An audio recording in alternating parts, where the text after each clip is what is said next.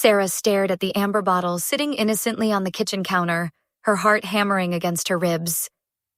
The medication that had become her lifeline, her hope for a healthier future, sat there at room temperature, completely ruined. Her hands trembled as she picked up the bottle, the plastic still warm from hours of neglect. This wasn't just any medication. This was her weight loss prescription that had to remain refrigerated at all times, a requirement as strict as it was expensive. Without insurance, Sarah had scraped together $670 for a 3-month supply, money that came from sacrificing her small pleasures, no dinners out, no drinks with friends, no spontaneous purchases that made life a little brighter. But she'd made peace with those sacrifices because this medication was working. It was helping her resist the siren call of fast food and alcohol, slowly transforming her relationship with food and her body. The cruel irony wasn't lost on her. She'd only taken 2 doses out of 12. 10 precious doses, representing weeks of progress and hundreds of dollars, now worthless because of a moment of carelessness.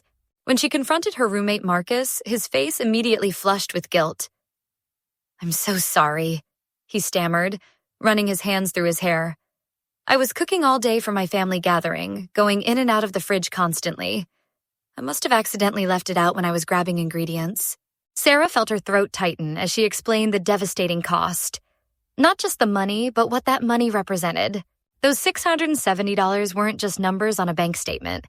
They were her fun money, the small budget she'd allocated for joy after covering rent, utilities, and groceries.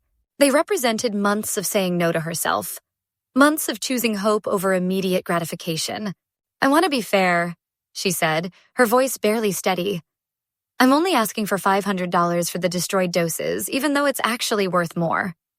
She watched Marcus's face crumble, saw the panic flash in his eyes. "There's no way I can afford that," he whispered, his voice thick with desperation. Sarah's heart ached. She didn't want to destroy their friendship, but she also couldn't absorb this financial blow alone. "What about $100 a month?" she offered, grasping for a solution that wouldn't crush either of them. "We could work out a payment plan."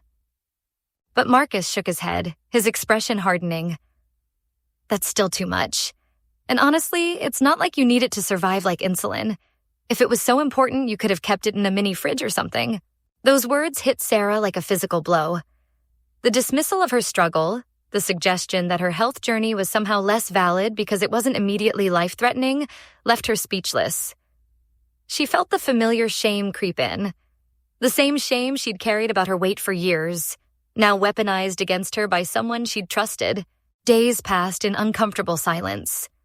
Marcus avoided her, ducking into his room when she entered common areas, pretending to be asleep when she tried to knock on his door. The apartment that had once felt like a sanctuary now felt like a battlefield, thick with unspoken resentment and hurt. Sarah lay awake at night, staring at the ceiling, wrestling with impossible choices. She could let it go and absorb the loss, setting a precedent that her well-being was expendable. Or she could fight for what was right, potentially destroying her living situation and a friendship that had once meant something to her. The weight of the decision pressed down on her chest.